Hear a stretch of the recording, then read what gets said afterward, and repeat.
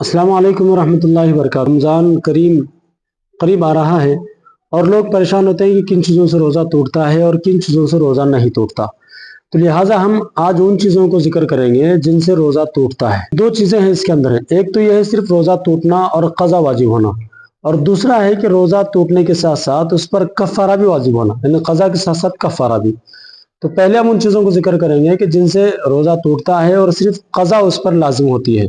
तो जिन चीज़ों से रोज़ा टूटता है और क़ज़ा लाजिम होती है वो 9 चीज़ें हैं। नंबर 1 चीज़ है कान या नाक के अंदर दवा डालना, इससे रोज़ा टूट जाता है और सिर्फ क़ज़ा लाजिम होती है। नंबर 2 है क़स्दन जानबूझ करके क़य करना, तो इससे रोज़ा टूट जाता है और क़ज़ा लाजिम होगी।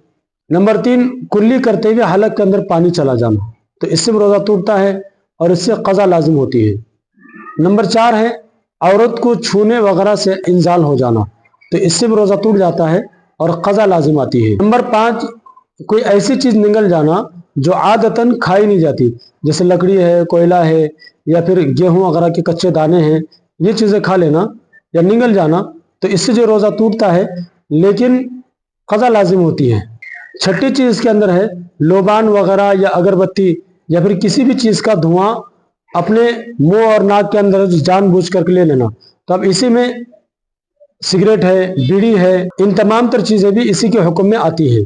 7वीं चीज़ है कि भूल करके खाना खा लिया और खाने के बाद अब ये सोचने लगा कि अब तो मेरा रोज़ा टूट चुका है, और फिर से जो है खाना खा लिया, ना कि जो खाना पहले खा रहा था फिर बीच में याद आ गया कि मैं रोज़ा हूँ, लेकिन फिर ये सोचा कि अब तो मेरा रोज़ा टूट ही गया है, तो ये सोच करके फिर से डबल से खाना खा लिया, तो अब उसका रोज़ा टूट गया, तो अब उस पर क़ज़ा लाजिम होगी।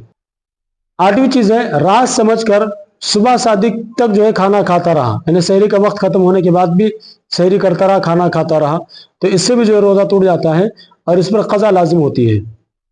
और 9वीं चीज़ ये है कि सूरज गुरूब हो गया समझ करके कुछ खा पी लिया, यानी कि सूरज गुरूब हो गया, इफ्तार का वक्त हो गया, ये सोच करके उसने खा पी लिया, तो ऐसे हालात में भी उस पर क़ज़ा लाजिम आती है।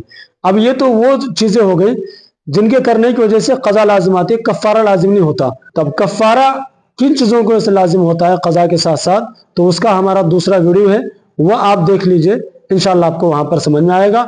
अगर आपको वीडियो अच्छा लगता है तो खुद भी सुनिए और दूसरों तक पहुँचाइए ताकि वह अपने रोज़ों को सही करने वाले बने। अस्सलाम वालेकुम वरहमतुल्लाहि वबरकातुहू।